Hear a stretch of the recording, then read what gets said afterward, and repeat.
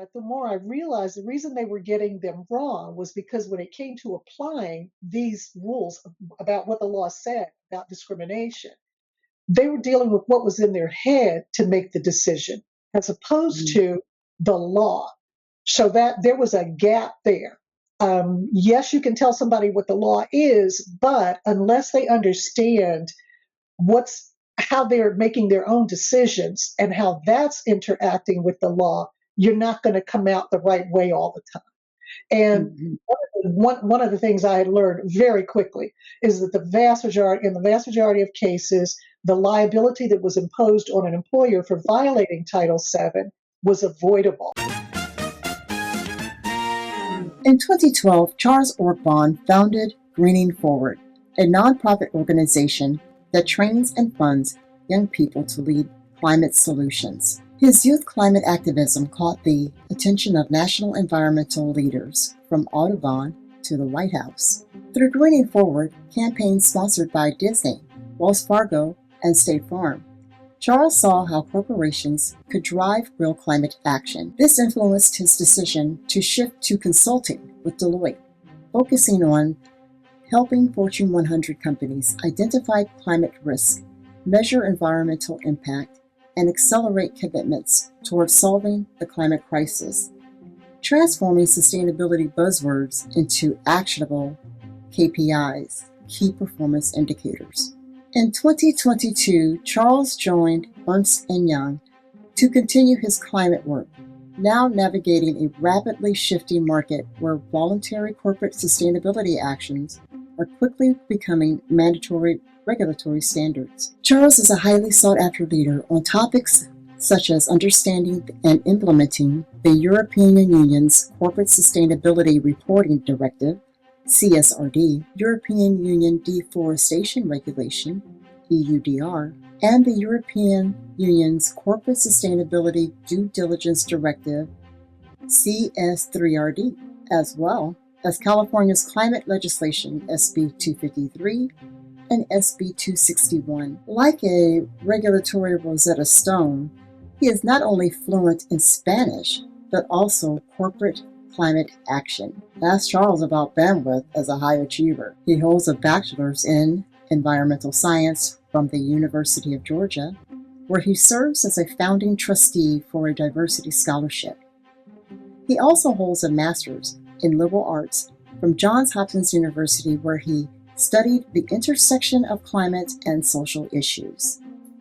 Meanwhile, the two-time TEDx speaker and author of Disney's Mustafa's novelization continues to serve on numerous nonprofit boards. He has been named a Captain Planet Foundation superhero for the Earth, SeaWorld's Environmental Excellence Award recipient, and Green Biz 30 Under 30 awardee, to name a few. We're so happy to be able to say, welcome, Charles. Thank you so much for agreeing to come on to our podcast. I know we're a little infant podcast right now, but with your contribution, we hope to grow that and also inform everyone that is within the reach of our voices about the things that are pressing with us today as it relates to our mission to inform everyone about what DEI really means and how it relates to us. So we brought you on because as a recent Johns Hopkins University grad with I know exactly, applause, and you got your degree in environment as it relates to CRT. Is that right? Is that correct? Yeah, it's Give a us the master's. formal name. Yes, it's a master's in liberal arts. And well, Dr. Bennett Alexander taught at the same university as I went to for my undergrad. And I actually stay really in touch with some of my undergrad professors. And I remember having a conversation with one who was like, okay, I'm trying to make a switch actually, because I started my master's in applied economics, and I actually wasn't feeling satisfied and happy with that degree choice. And I made the switch to liberal arts, and I was like, well, that title doesn't translate as well as like when you tell someone, oh, I have a master's in applied economics, they kind of understand like what that is. But like when you tell someone, oh, I have a master's in liberal arts, like what is that? And I knew that I was going to have to like do some explaining of like, okay, this is how Right. this is consistent with everything that I'm interested in and have been working on. And liberal arts is broad. But when I took my liberal arts classes, I applied this lens of how do we examine the intersection of climate change and social justice issues. And so that word, analyze, examine, is basically what we mean when we say critical. The critical race theory essentially means that we're starting to analyze and examine why and how can race impact systems and culture and how we really move and live through the world. And critical race theory is like putting on one pair of glasses, right, to analyze and examine. And in liberal arts, we're actually putting on lots of pairs of glasses. We're understanding it from a feminist perspective, from a post-colonial theory perspective, from a critical legal studies perspective, other theories as well. And like critical race theory is one of those lenses that we get to put on.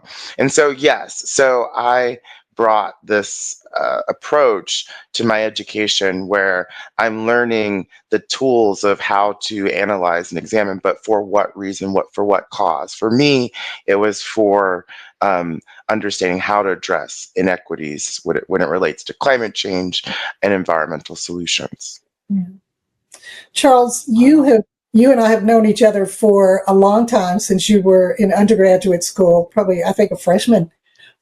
You've always, we were on, I think we met, you didn't take class with me, but we met through being on something that will now soon be a dinosaur, which was the University of Georgia's Diversity Committee for the entire university. And I guess those are now illegal to have.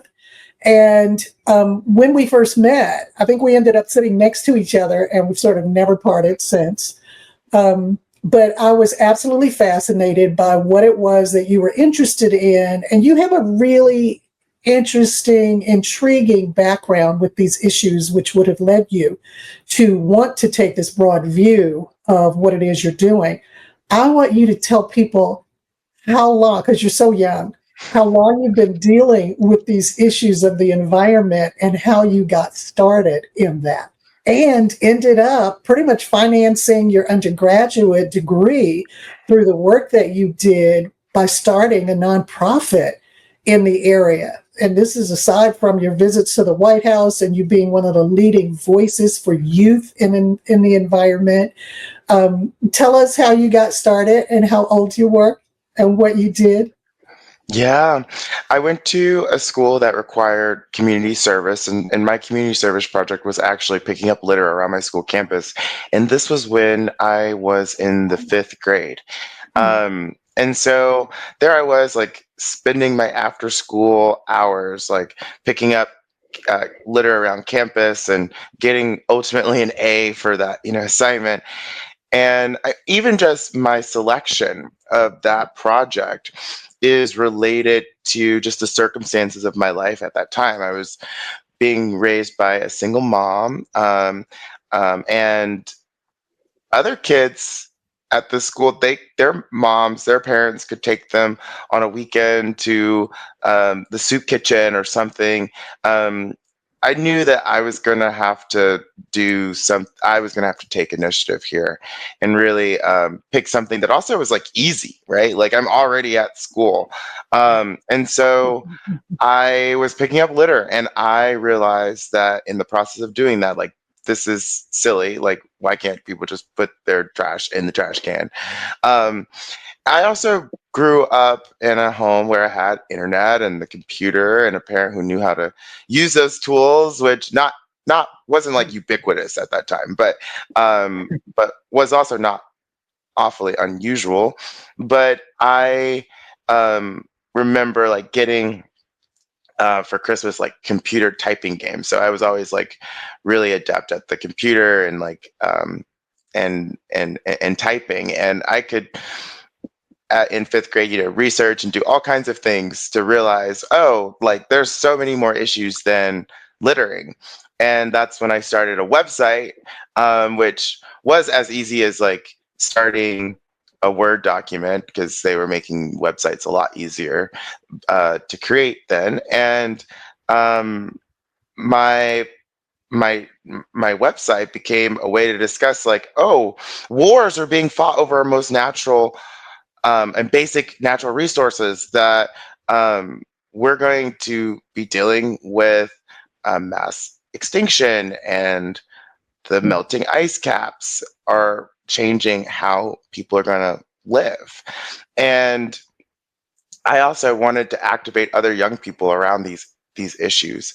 And so I was pounding the pavement. Like, I was also an only child. That's another context too. So lots of time to deal with these things. And I was pounding the pavement, trying to find funding and resources and build a team. And we won our first grant finally. And I also had this vision to bring young people together to train them on how to be climate solutionaries as well. And in the process of doing this, there were lots of news attention and articles that were written, and that's one way that people found out about me and my work, and how young people connected with us. And that's also how I got to speak at the White House and speak in other places, is because of that attention that was drawn and building this national network mostly. And then I didn't really get paid for that work. There's a lot of uncompensated labor in the process of building Greening Forward, by the way. That's the name of the organization, Greening Forward. Okay. And but you mentioned, Dr. Ben Alexander, that I was able to finance, my education that way. And it was a piecemeal approach of different grants and opportunities that, yes, I then essentially was getting paid to go to college because I had a surplus of scholarships and opportunities. And all of this was truly great fodder for my college application essay. And at UGA, the one of the admissions directors once told me that my application essay was one of the best application essays he's ever read. It's actually posted in his office, like as on a wall of like the best applications. But like, why? Amazing. How did I get the opportunity to even write that, or to have the content, right, to be inspired, is through this work and this activism. And I know one of the things that you guys are curious about too is like the connection to all of that and DEI.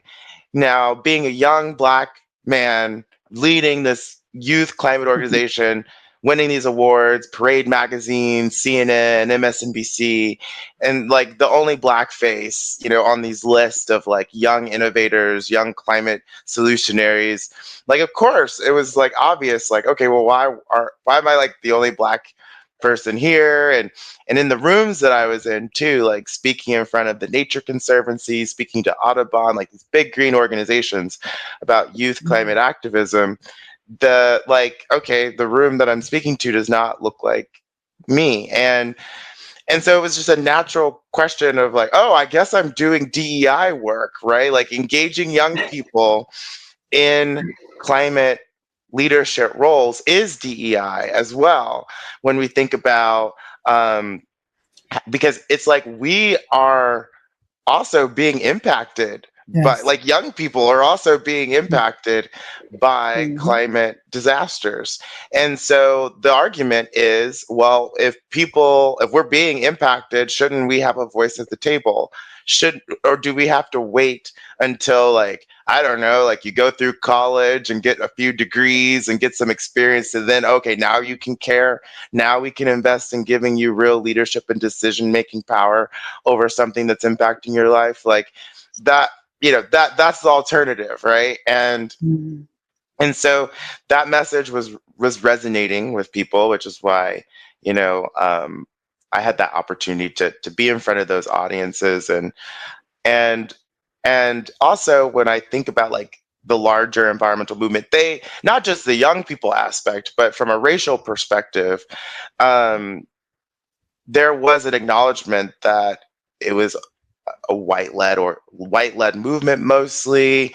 It wasn't until when I was in college that we ever had an environmental organization with a budget of $1 million or more led by a non-white person. We're like, there was research thinking about Dr. Dorceta Taylor from the University of Michigan at that time. Now she's at Yale, doing research on representation and calling it the green ceiling, like boards of environmental organizations not reaching past that 1/3 threshold of people of color, executive staff leadership barely in most organizations not reaching past that one, like mostly 66% white, like all across the board. But that's not the rest of America.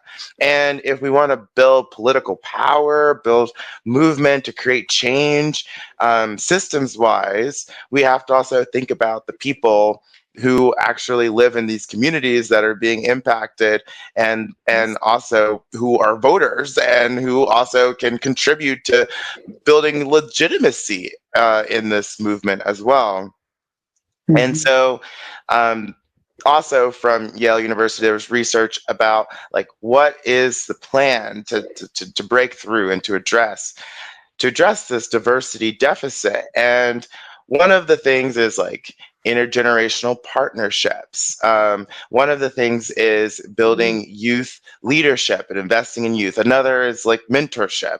And so how do we, as a solution, how do we find solutions towards that?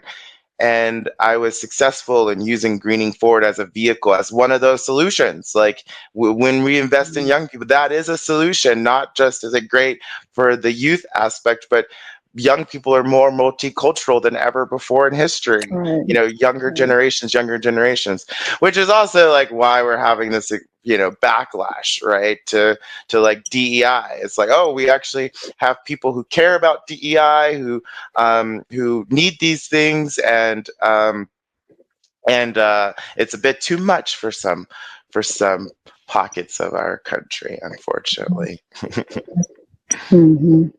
Boy, Yes, there's so many layers to what you just said. I don't want it to get lost that you started this by picking up trash. You started this by having essentially your back up against the wall because you had to deal with the circumstances you were in juxtaposed to the policies of the school.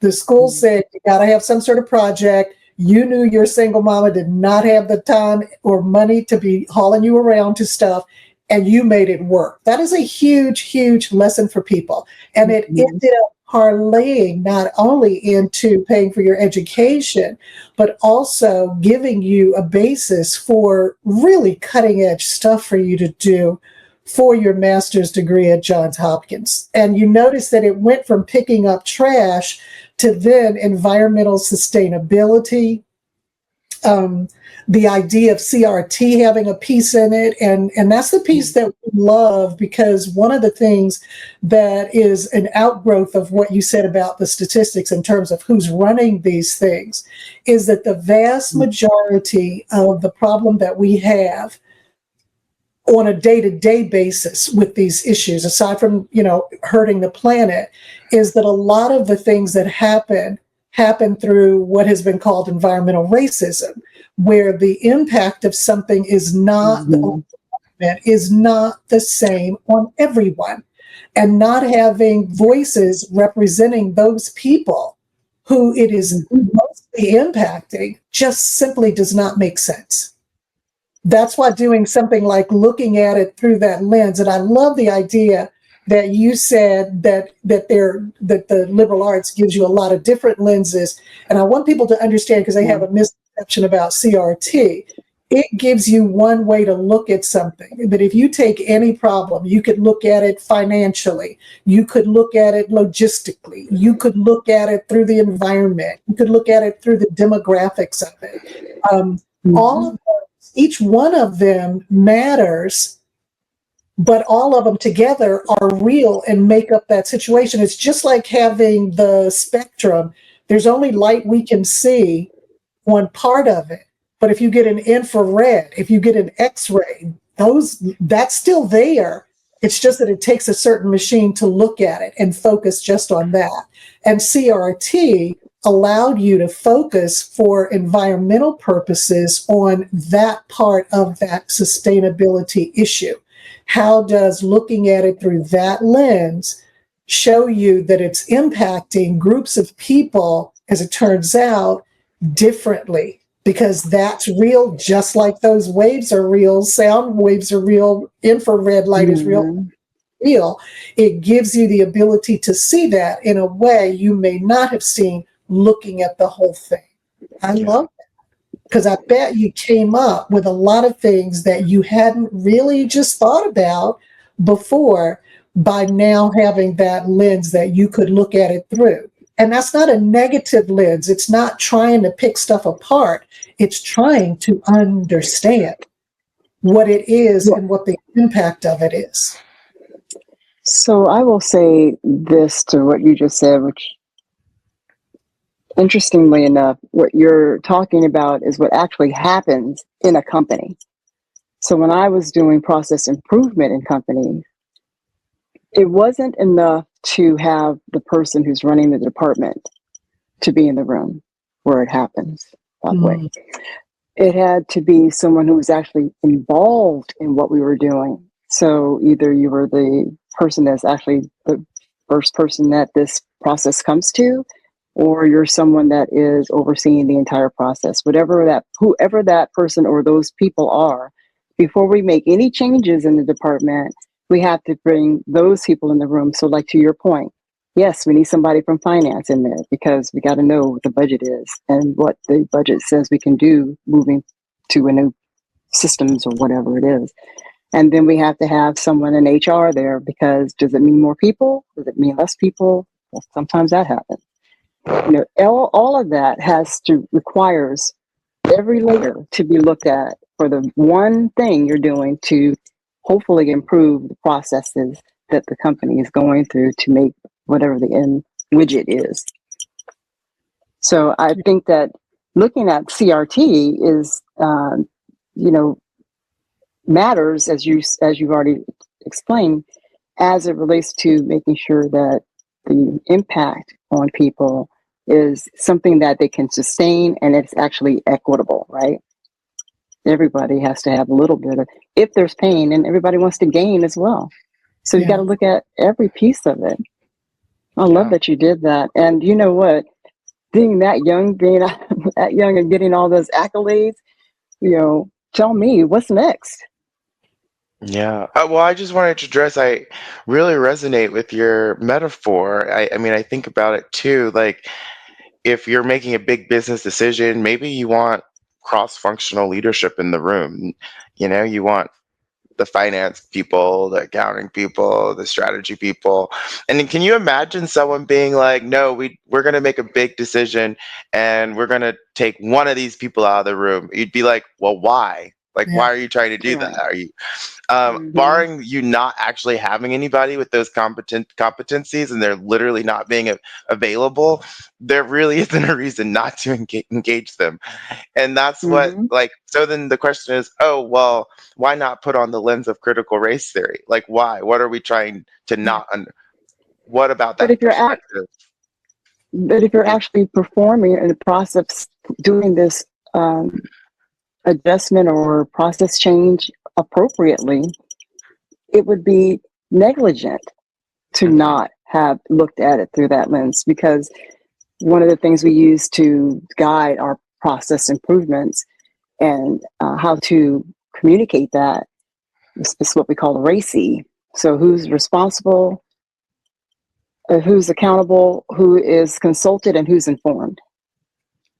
all of those people, all of those layers have to have somebody in some part of the department in there, because it will impact everyone. Everybody gets that as far as a corporation's concerned, right? School even. But when we're talking about the community, how does that all of a sudden change the conversation to, well, that's something we don't do.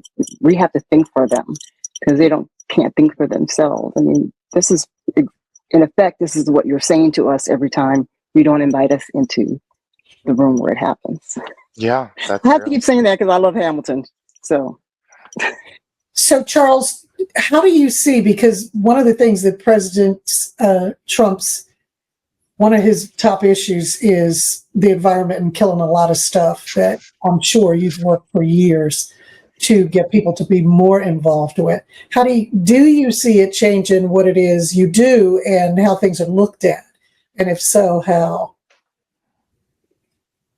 Yeah. Also, I don't want to forget your other question, Renee, too, because you said what's next. So let's not forget that. okay. But Dr. BA, it has been really disheartening to see the erosion of environmental protections and climate solutions. I think about that the Biden administration, through the budget reconciliation process, did pass the most expansive climate legislation of our lifetimes, right? Of history, even. And that no one really knew about it.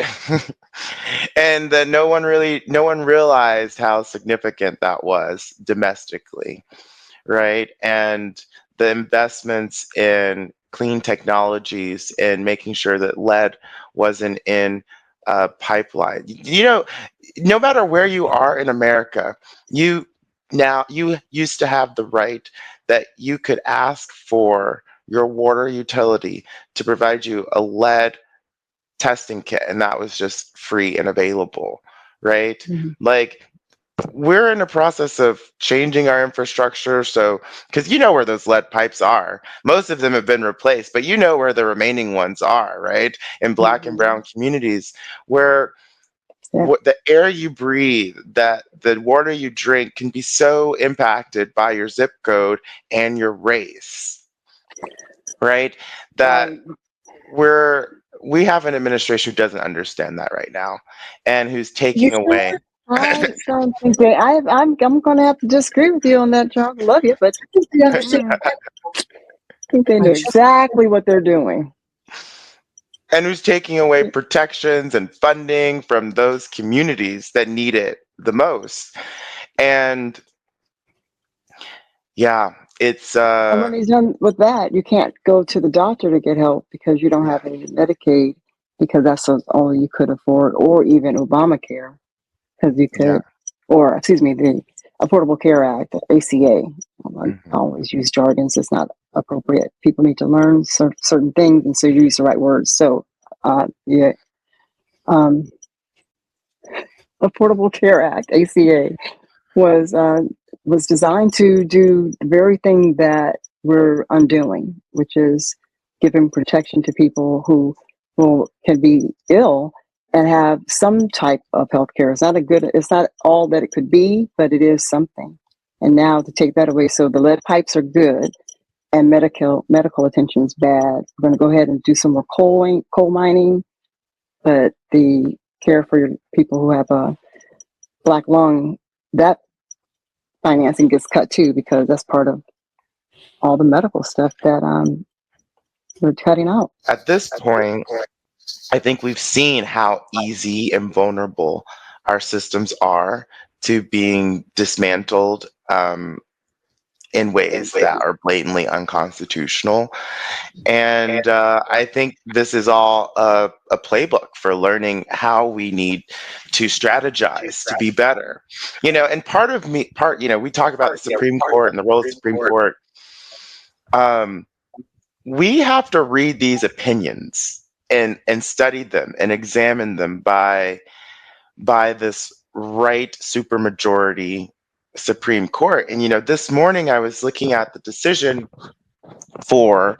in how they arrived at limiting the power of injunctive relief as a judicial power within federal courts. And one of the key issues that the majority had talked about was you need to be able, as a plaintiff, say that in order for me to be made whole by how I've been harmed, it also requires everybody else in the country to be made whole as well, right? Which is a really difficult argument to make when you're doing the case, when the case is about citizenship. Because in other words, you'd have to say, like, my child being able to be born and having citizenship, birthright citizenship, they aren't able to have birthright citizenship if every other child that's born under similar circumstances also can't have birthright citizenship, which is not true, right? Like, it's such a personal thing between that mother and that child, and it's not related to other birthing parents' ability to obtain citizenship. But the states, on the other hand, had a much stronger argument, because if they now have to deal with like a patchwork of state laws, and how do you exchange benefits when someone has citizenship in one state but then not in another state, like that then is complicated for them. Like, they do have to manage that. And so it doesn't mean that we're going to have to, like, oh, birthright citizenship is over, which can feel, like a dramatic reaction, maybe some could say alarmist. No, we have to understand how these decisions are being made, and then we need to be stronger in how we put forward the cases, because there is a pathway forward where we can win that case, but it all hinges on, like, what argument are we trying to make, and what is our legal strategy.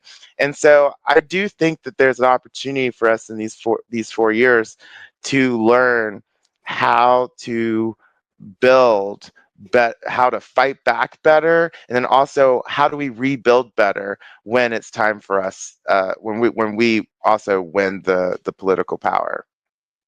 Yeah, that's interesting, and you're right about the decisions. One of the things that we have now that I think is probably newer with the technology is that very often what people see is based on what will get the most clicks. And that tends to be the more dramatic aspect of something. So looking at this, I'm looking at the decision and saying, that is not what that decision says. You could get that out of that, but most people are not going to read the decision, like you said. And because they're not going to read the decision, they're not going to see the nuances that make it so it's not quite as dramatic as they think it is. The thing, on the other hand, is, and we saw this happen with the affirmative action in college admissions case, very often what happens is that what people think it is ends up coming to pass. I remember when that decision came down and I was doing all sorts of sessions, DEI sessions, employment law sessions, and businesses kept asking me, what about the Supreme Court decision? And I kept saying to them, that has nothing to do with you. You're a corporation. That was about college admissions, right? Mm-hmm. But they looked at it, decided to retrench based on what that decision said that did not have anything to do with corporations. And it almost became like a self-fulfilling prophecy, because they thought they needed to do something, because they hadn't seen the whole thing and evidently did not get adequate legal counsel about it. They ended up making moves that essentially made it come true. Nothing's ever been said that said you couldn't do affirmative action. In fact, even that decision didn't say you could not have race taken into account in admissions. It just talked about how you could do that. You couldn't do it sort of as a group of a whole. You had to show the impact on this particular person. But people get so scared, they haven't read the whole thing, and it ends up creating situations. And I understand corporations wanting to be cautious about stuff. And if it looks like it's going to be kind of wacky, they don't want to go down that road. But I think that that's where values come in. Right. Does your corporation actually value the environment? How far are they willing to go to protect that, given what they see the administration doing? Seeing them sell off millions of acres of public lands or opening them up for drilling and mining, absolutely tells you a lot about how the administration feels about that environmental issue. Clearly, they don't give a hoot. But at the same time, if you're in a corporation that does not have anything to do with that, should you really be reacting to it by giving up what you said your values were about the environment and sustainability? That's a whole different question. And it takes more on our part to be sure of what it is that we're looking at that then determines how we move forward from there. So I was just saying that if you have a value, then you don't part from your values that simply. It just means that wasn't a value. It was more lip service. And again, your behavior shows if we can trust you or not. I don't know that I would really want to trust my environment with people who this way, if the wind blows to the left, then we're doing this, or if it blows to the right, we're not. It just doesn't make any sense.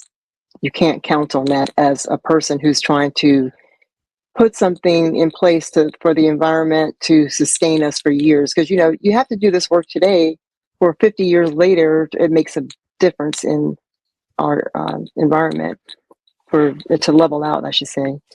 We've been trying to do this since I was a kid. And 4 years ago, or 4 years ago, we got some money to actually do it. And now it's gone. And they're using also redirecting those funds over to more pressing projects like border control or state control. So, not for lack of dollars. So Charles, now this isn't all you do. You love the environment. That's the basis of a lot of what it is that you do in the world, but that's not the only thing, is it? Yeah, it's interesting when you're sending over the description of this podcast, and how other people see me is kind of interesting, as you put together that bio. Because you put folk musician. Yes, I'm a writer. And this sort of answers also your question too about like what's next. Whoa. Okay, don't just skip over that part. People need to know you're not just a writer. Okay, does the word Disney ring a bell with you? Yeah, I actually had the chance to work with Disney to adapt the film script for Mufasa, the live action film, into a novel, in that process called novelization. And I've worked with other franchises with Disney before that too, like Black Panther and Spider-Man Across the Spider-Verse. But Mufasa, the novelization, came out in December of last year. Took a few years almost to write it and get to where it was for publication. But I fell in love more deeply with this story through the process of working on it. And what most people don't realize is that Mufasa and The Lion King is actually a story about colonialism and justice. And this is what I love about writing commercially, because like Disney is, definitely like commercial writing being like easily picked up by lots of people. And it can be whatever you want it to be. And if you just want it to be a story about lions roaming the savannah, and sometimes they have conflicts with each other, and sure, like, okay, yeah, it could just be that. It could be a simple bedtime story. Or it can be the story that the adults read and realize, like, after they put their kids to bed and realize, oh my God, this stuff's really, really deep. And, my favorite part of the book is where Mufasa becomes king and respected by the Pride Land Lions, because the Pride Land Lions have acknowledged that this is exactly how they're named. The White Lions, they are the Pride Land Lions, and they're the White Lions. The White Lions have been encroaching on the Pride Land Lions' land. And Mufasa is actually set to be killed by the White Lions because of his power and his influence. And it's the rest of the savannah that at first they don't really care. They're like, we're tired. Like the giraffe says, this is your fight. They're looking to kill you. They're not trying to kill us. They're trying to kill you. It's Mufasa, your name, that they're screaming.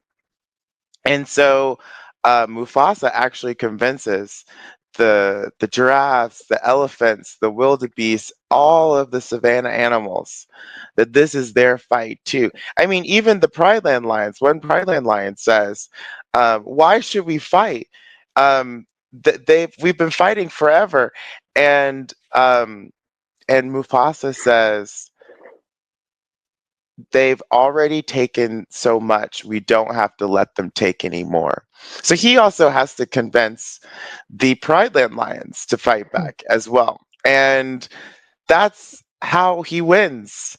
And that's how they fight back the White Lions. The White Lions used to be part of the Pride Land Lions. It used to be a very cordial, friendly, everybody loved everyone situation.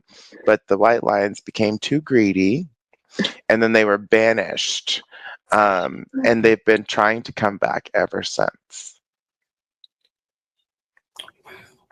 Sound today much?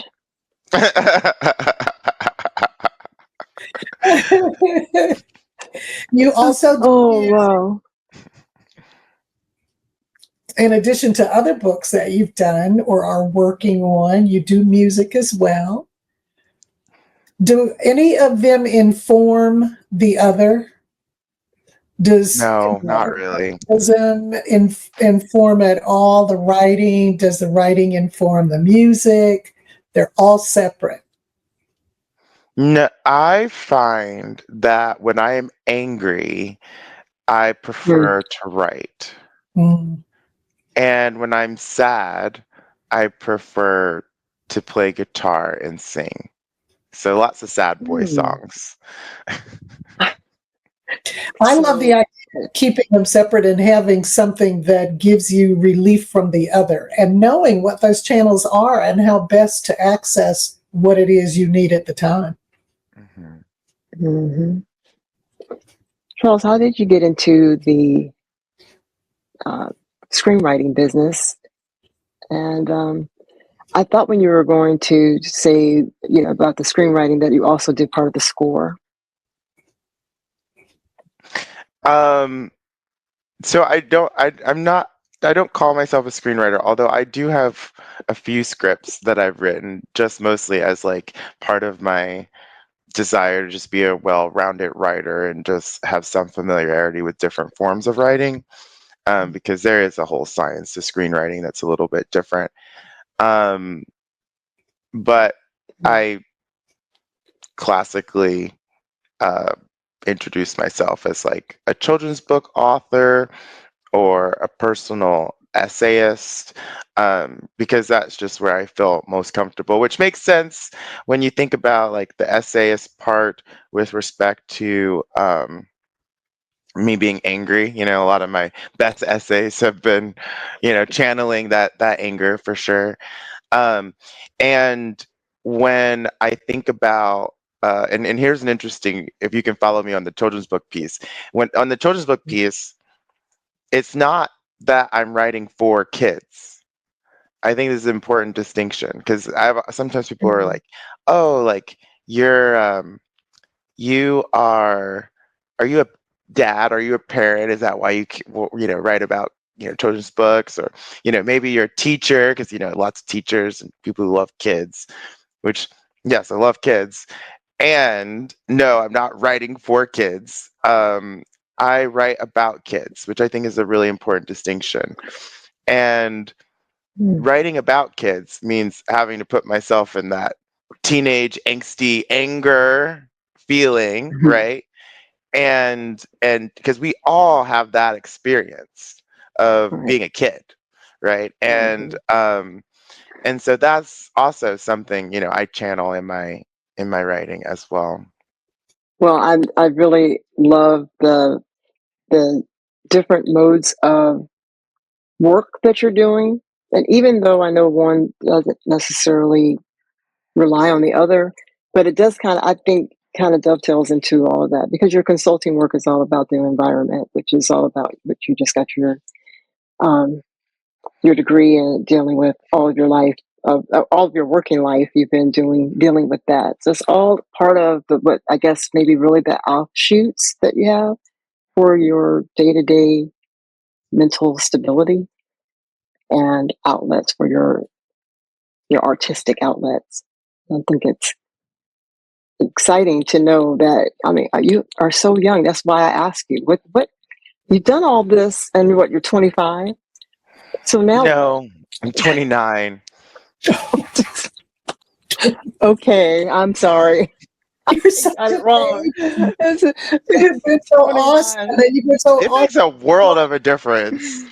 Well, you look like you're 18, really, but I know chronologically you are older than that.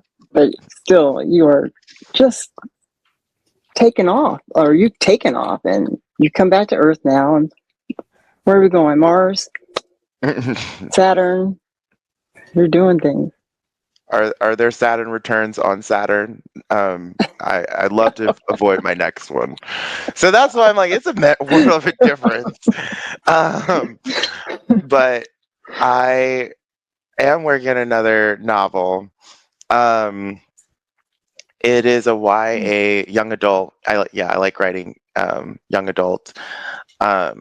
The angriest of all of, I don't know, what is the angriest you are as a kid? You're like, is it being a teenager? I don't know. It could be a lot of different age ranges, I think. I think the anger is just expressed differently. But I'm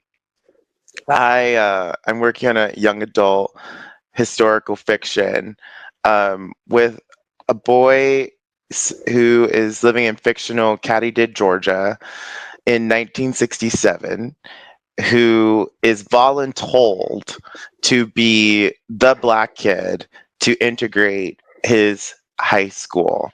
And he's gay and he doesn't know it yet. And so it's giving us this first person account of like, what does it feel like to sit in the pews of the church during the NAACP meeting and everybody's talking about you doing this thing that you don't want to do, but you also can't stand up to say no because your mom is pinching you on the side. And those eyes of hers, she's commanding you into submission. And sort of his journey of like, okay, at first it is definitely something that's thrust upon him, but eventually he does have to pick up the metaphorical sword and really carry this and champion this cause and believe it really for himself, and it does eventually become his own choice. And so that this has been a fun story to write, and I'm in the editing phases still of it right now. There's a really solid draft of it, and I'm out there shopping it around, trying to find a home for it with a new agent. Do you feel like what Wow. they're doing with book banning and the de-emphasis on children and literature of all kinds is going to impact your ability to get it published, or have Definitely. What? Definitely doesn't make it easier. Because even in children's book writing, we forget this is still a capitalist industry and that people care about making money. And book bans do have an impact on making money for these kinds of books, and things are being banned for the most silly of things. Yes, I do like writing queer characters, but there are also queer authors and queer authors of stories where there aren't queer characters, but their books are still being banned, right? Because the author is queer. And I think that's really, really challenging to navigate, because it means there are whole state systems library systems, school systems, that, your book isn't going to be on the summer reading list. Your book isn't going to be on the featured section in the library when kids walk in. You're not going to be invited to go to those schools to talk about your books and things like that. And that does have an impact. And so, I'm friends with some of these New York Times bestselling Black queer authors, and they are like, I'm like, I asked them this question, like, you're a New York Times bestselling author, like, it didn't stop you, right? Like, you still made it. And their reaction is like, but it could have been better, right? There's always there could have been more kids I reached, there could have been more impact I had, and that was somehow dampened. And I think that is something that people get really confused by when we say we don't need that critical race theory lens anymore, or we don't need to talk about the race or else we're like obsessed with race. I mean, sure, slap other things on there too, like gender or sexual orientation and identity and things like that. But I'm like, we forget that even when there is success by marginalized communities, the cost it took them to rise to that level is a lot higher than had they just not had that, right? That if we had lived in a society that truly was colorblind, or that truly did create equitable opportunities for people, then, I mean, I think about this with purchasing my house. I realized that in the process of getting my mortgage, I didn't even think about race at that time. But Navy Federal Credit Union now has this whole lawsuit about how if you were Black and you made $140,000 or more a year, your acceptance rate for a mortgage was just as high as a white person making $60,000 a year. And so that's how much more. It goes throughout. Every indicator you want to use, that statistic is pretty much the same. Yeah. Yeah. So people could be like, oh, you're young, you're successful, you own a home in the Bay Area, like racism doesn't exist, right? I'm like, no. Over the course of a 30-year mortgage, because of racism, it's going to cost me another $233,000 in total to own my house. Maybe if I was white, it would have been less than that, And so the reality is, that's true. Yeah. Interest rate if they give you the mortgage in the first place. Right. They consider you a risk. Right. No matter how stable your job is. Right. And so that's what we have to think about in the writing industry as well. Like, I do believe that I will find a home for this book. I do believe this book will be successful.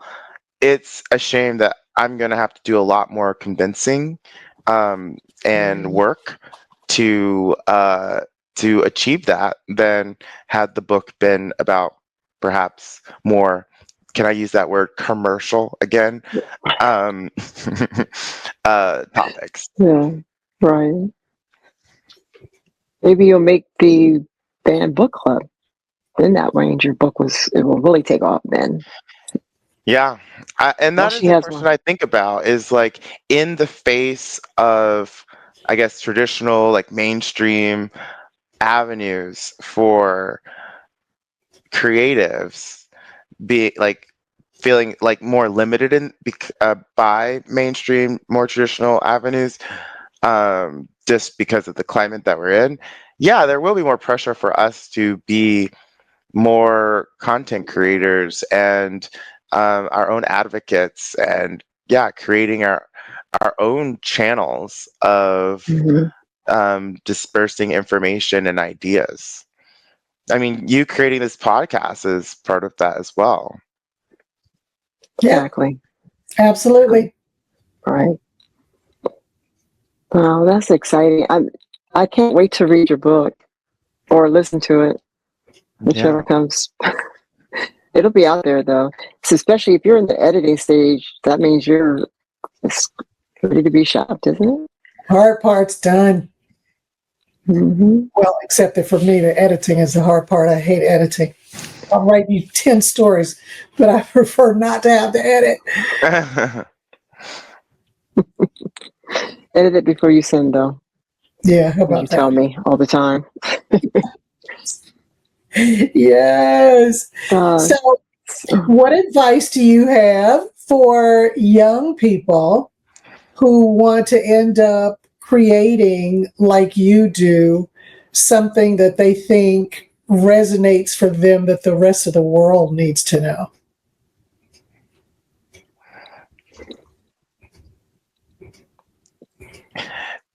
The first thing that comes to mind is the skill of time management and staying focused, Mm-hmm. right? Because there's so much to be distracted by. Mm-hmm. Yeah. I really like this metaphor. Do you guys remember when Netflix used to show you suggested films based on what you might like to watch? But they still do that part, but they also used to put a little percentage, like this is an 86% match, or this is a 73% match. Really? Like, I didn't know that. I bet Renee Yeah. did. She knows everything about stuff like that. there used to be a percentage on it, like, Um, oh, we think you might like this much, or we think our suggestion is almost right, like, Yeah. and that's kind of what you have to do in life with decisions. You have to build your own filter in your head and think like, oh, Right. is doing this thing, because there's lots of exciting things, I could be doing, and saying no to them will be challenging, but having the perceptiveness to differentiate between a 73 and a 76 and picking the 76, right, is really important to stay focused. And you get to decide, of course, like what the percentage is. It's not like a real science. It's just trusting your gut and knowing from your experience what feels right. And Prioritizing, right? yeah, Which one's going to get the most of your time, divvying it up at the percentages. Yeah. Today I do 80% podcast. Tomorrow, something else. Well, 100% editing. That's what I do tomorrow. Charles, I would say, given what I know about you and your journey over the past several years, and you may not think about this, but I see it differently than you do. Part of what I know you would want people, young people coming up who want to do something, to think about is not letting anything stop them, because that's what you did, right? You just kept going because you had some idea of this dream that you wanted, even though it may not have been totally focused yet and clear. And you didn't let the fact that you were the only Black person in that room stop you. You didn't let the fact that you were young stop you. You didn't let the fact that you were dealing with people who may have known so much more than you when you were speaking before these great big groups like Greenpeace. You didn't let it stop you. You kept going. I love that. And I think that's wonderful advice for somebody young hearing it, because if they think that their way will be paved, and they see somebody who did not have a way that was paved, who still managed to do things like not just speak at the White House about these issues, but to do it on more than one occasion, and to do it to other big groups, and to come up with creating something like you did for your master's degree thesis on how CRT deals with the issues of environmental sustainability. I think that would be something that would be very impactful for them. It's not going to be cut and dried. You just have to work it out, just like you did in picking up that trash. My mama can't do this. I got to figure it out. And you did. That's huge. Thank you. I I thank think you for also, yeah, I think, yeah, right. But we all owe you a big thank you for sure, because you're an example of everything that not only that we hope our young people would be, um, but also you've made those decisions yourself. You had a lot of input, and you decided to be measured about your work, your education, and also to balance. It's a big difference than a lot of us could stand to learn that earlier, but rather than later. Indeed. You've done it.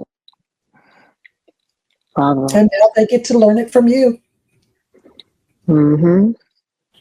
Charles, thank you for this. Thank you for taking time out of your schedule to be a part of this. And I love the idea of bringing who you are to a greater audience. Now, one of the things we did not mention was, speaking of greater audiences, you had a piece published in HuffPost last month that really took it to a greater audience. And they didn't just publish it one day, they kept publishing it. And it was about you and the questions that people ask and how they get it wrong about CRT and what your degree is all about.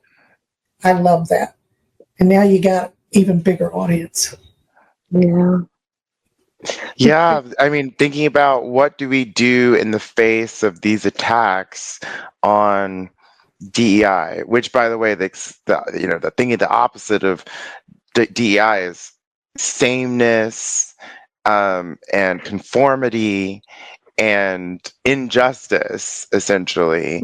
Like, Right. this anti-DEI, I'm like, what are you then? If you're anti this, then what are you for? And in the face of that, I feel like we have to be louder, right? And so that means showing up with my values and who I am even louder than before. Pride celebration just ended in San Francisco yesterday, and it means more to be in those spaces, right, these days. And so it's thinking about that percentage match. It's now gotten a lot higher to align myself with those spaces and those communities, right? Not that they weren't high before, but now it does really feel different right now, to prioritize being in those spaces. Mm-hmm. Mm-hmm. Makes sense. When you feel like you're being crushed, you fight back. Mm-hmm. Right. However, yeah. Well, I just have a couple more questions for you, Charles, real quick. What's your favorite color? Blue. Which color blue? Royal, turquoise, sky? Cobalt? I'm not sure. Oh, My bedroom is painted a nice chambray. That's nice. What color is that? I don't even know that color. I've never heard of that in anything except for a fabric. Yeah, if you Google it. No. Yeah. If you know paint colors, I mean, they come up with so weird names. Oh, yeah. So weird names for paint colors. But it's a light blue. A light blue. Yeah. Well, what's your favorite movie? The Curious Case of Benjamin Button. There is so much. There's so many beautiful lessons in that story. Like when Benjamin is writing in a letter to his daughter and tells her, for what it's worth, it's never too late, or in my case, too early to be whoever you want to be. And it also deals with loss and grief in really profound ways. Like Benjamin asked, like, why does it hurt so much that I'm dealing with this grief? And someone replies, because that's how you know you love someone. Like grief is the final emotion of love. Well, I got to go back and watch it. I haven't seen it in That's what I was thinking. years, so I don't. I mean, I know. I just remember Brad Pitt and Taraji P. Henson, and they did a great job. And I did like the storyline, but I don't remember all those things. Yeah, it makes me cry every time. So I'm gonna have to go back and look at it. Oh wow, touching! It is a touching movie though. Just You asked that question. the whole thing of it. Me too. And one last question: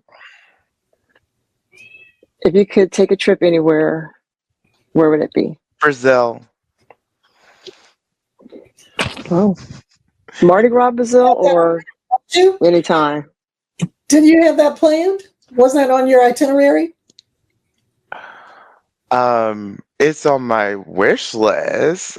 I mean, I don't have a plan to go yet. Dr. BA is talking about when we last had a meal together in Athens, Georgia. Sure, I think.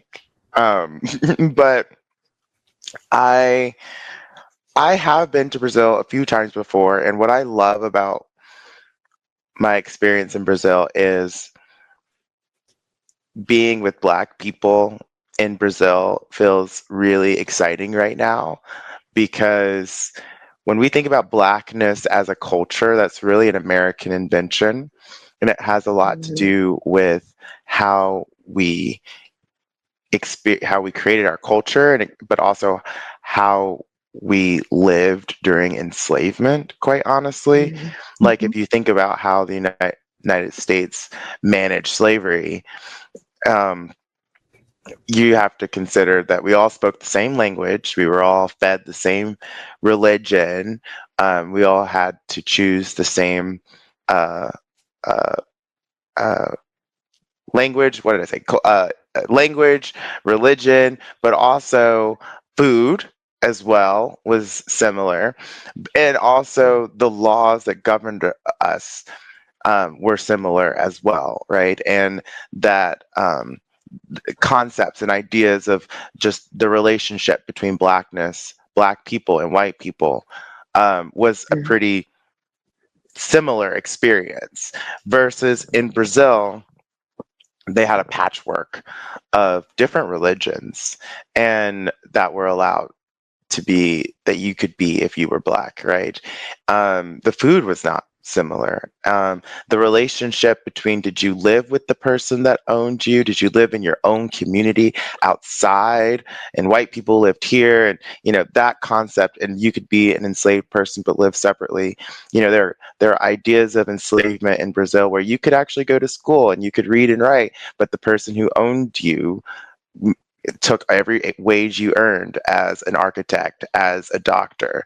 Like, we didn't have that kind of slavery in the United States. And so it created a disjointed, then you give all those people freedom, and the person that came from the family that were still enslaved, but they could deliver white babies and go to school and be a nurse or be a doctor, you think they feel the same way and feel connected to the same Black people who had a different religion and had a totally different relationship to how they were enslaved. No, they may not see themselves as the same people.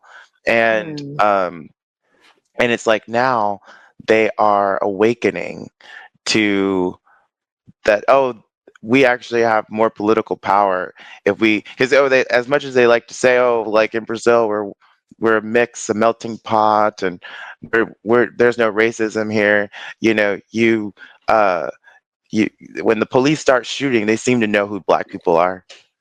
So they seem to know then, and I think that's what they're realizing and awakening to, because besides, we talk about George Floyd, like the next country to deal with those same issues and number of black people killed by unarmed black people by police, like Brazil's right there with us. And so I think they're realizing that, and it's actually a really beautiful thing to observe and actually be a part of. And so They're awakening. yeah, they're awakening. So it's fascinating to me. Just want to make sure we get your thoughts. Totally. This is a very in-depth interview. I guess people can follow me on my Instagram at Charles Orgbon, just my first and last name, and to follow what else I'm working on and stay connected. Yeah, absolutely. We'll make sure we keep that in the links in the description. And we just want to thank you so much for being part of our tapestry, our quilt that we're making. So we're going to take you and put you in our quilt at the end, and you'll see it on the video. Oh, that's amazing. Yeah, that's neat. All Thank right. you, Charles. Thank you so Charles, much. I'm so glad you made the time for us. Yeah. Really Yeah. beautiful. All And right. thank you. Thanks for the information that you gave me about my aunt when she wasn't on. I'll make sure I use it wisely.